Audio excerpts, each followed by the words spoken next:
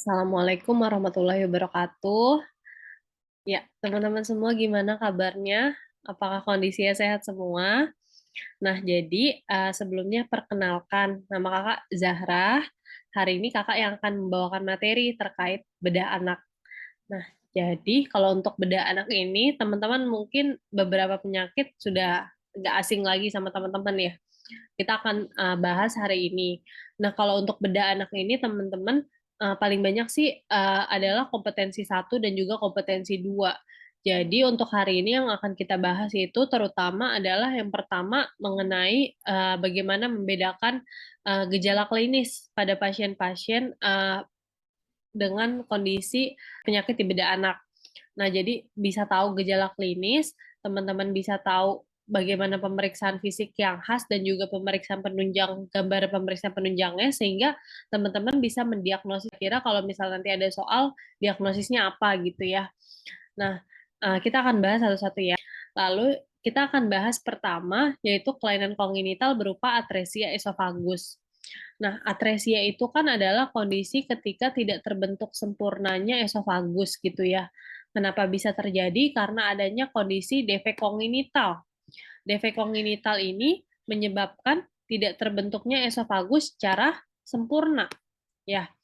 Nah, apa faktor risiko yang bisa kita lihat dengan kondisi atresia esofagus? Paling sering disebutin bahwa adanya riwayat kehamilan polihidramnion. Kehamilan polihidramnion itu berarti kehamilan dengan air ketuban atau air amnion yang sangat banyak atau di atas 1000 cc. Nah, kenapa pada atresia esofagus ini bisa terjadi kondisi amnion yang banyak? Karena pada saat fetus, kondisi atresia esofagus berarti kan dia tidak terbentuk esofagus sempurna. Jadi si fetus itu tidak bisa menyerap atau meminum air amnion secara maksimal. Makanya nanti terjadi pembentukan amnion, penumpukan amnion yang banyak ketika dari masa kandungan. Dan ini bisa menjadi tanda juga teman-teman. Jadi dari fetus atau dari prenatal itu bisa kita lihat gejala atau screening awal bahwa pasien ini kemungkinan ada kelainan atresia esofagus. Nah, gejalanya gimana? Gejalanya itu yang pertama yaitu adanya muntah. Muntah tapi yang tidak warna hijau. Jadi biasanya muntah sesuai dengan apa yang diberikan ke bayi tersebut atau ke neonatus ya. Jadi misalnya neonatus dikasih susu, nanti dia cenderung gampang muntah gitu ya, karena kondisi esofagusnya tersebut. Nah, selain muntah, nanti kan ketika dia banyak muntah, maka anak akan tampak kelaparan. Nanti biasanya bayinya akan tampak kelaparan, nangis.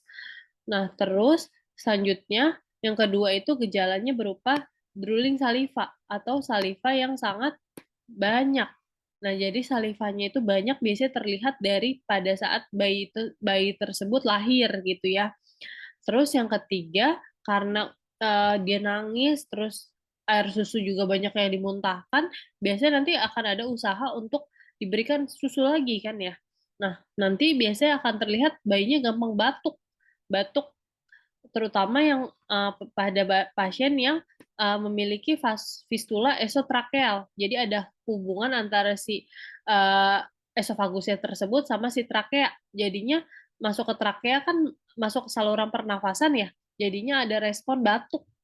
Selain batuk bisa terjadi apa lagi? Bisa terjadi sesak karena masuk si susu susu tersebut.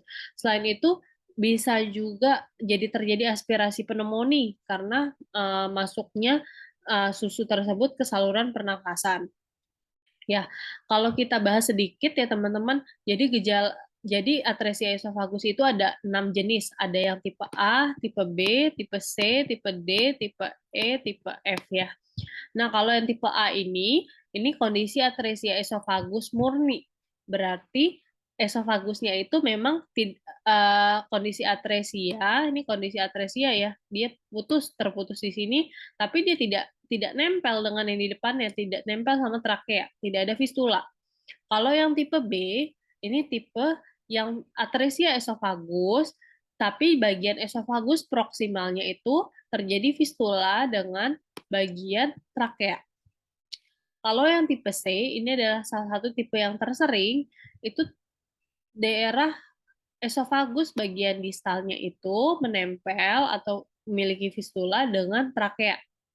Yang tipe D, ini adalah kondisi ketika bagian esofagus proksimal dan juga bagian distalnya menempel dengan si trakea. Gambaran pemeriksaan fisik pada atresia esofagus, yang pertama karena pasien itu tidak ada makanan ataupun minuman yang masuk, maka nanti biasanya akan dipasang NGT ataupun OGT. Nah, pada saat dipasang NGT ataupun OGT, nanti tidak masuk gambarannya, karena kan memang esofagusnya tidak terbentuk ya. Jadi nanti akan pada pemeriksaan X-ray biasanya akan tampak adanya NGT menggulung gitu ya. Jadi NGT-nya nggak bisa masuk. Nah, yang kedua itu adalah pada pemeriksaan foto torak abdomen. Biasanya karena di sini kondisi atresia esofagus, maka gambaran foto torak abdomennya khas teman-teman, yaitu adalah no gases abdomen atau glasses abdomen. Jadi abdomennya itu nggak ada udara yang masuk sama sekali, gitu ya. Nah, karena kondisi atresia esofagus ini, jadi untuk tata laksananya itu karena kompetensinya satu ya, jadi kita hanya rujuk sebenarnya. Cuma untuk tata laksana awal, yang paling penting adalah resusitasi, kita circulation airway breathing-nya kita perbaiki, lalu karena tidak bisa secara enteral, maka kita berikan nutrisi secara parenteral.